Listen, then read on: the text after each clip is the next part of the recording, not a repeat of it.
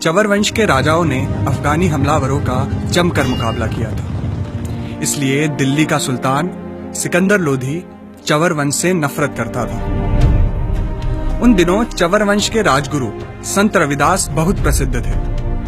उनसे प्रभावित होकर मेवाड़ के राजा महाराणा सांगा ने उन्हें अपना गुरु बनाकर मेवाड़ के राजगुरु की उपाधि दे दी थी। संत रविदास की बढ़ती प्रसिद्धि को देखकर सिकंदर लोधी ने सदना कसाई को संत रविदास के पास भेजा और कहा कि कैसे भी रविदास को मुस्लिम बनाओ। सदना कसाई ने जाकर रविदास से बहस की, पर उस बहस में वो हार गया और उनका शिष्य बन गया। इस घटना के बाद सिकंदर लोधी और अधिक चिढ़ गया। उसने संत रविदास और उनके अनेक अनुयायियों को बंदी बना लिया।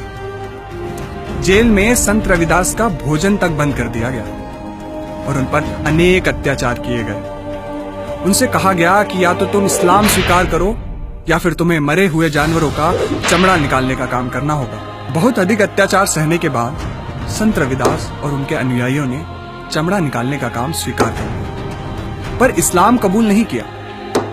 इस घटना का उल्लेख रविदास रामायण में मिलता है।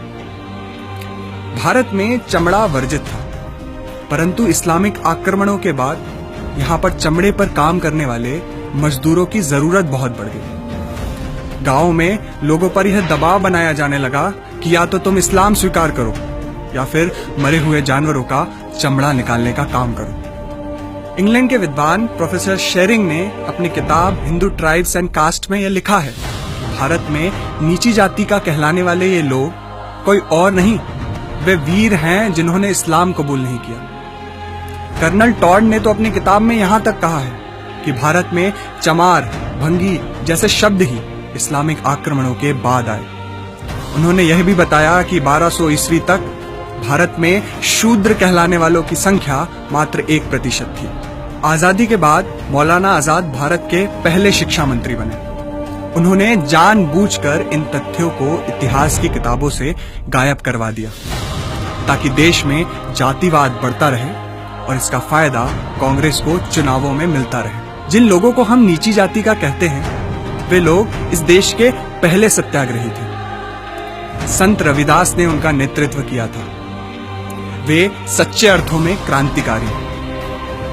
भले ही उनके बलिदानों को इतिहास की किताबों से मिटा दिया गया, पर उनको हमारे दिलों से कभी नहीं मिटाया जा सकता, क्योंकि अगर संत रविदास झुक जाते तो शायद आज हम कुछ और होते, या शायद हम होते ही नहीं।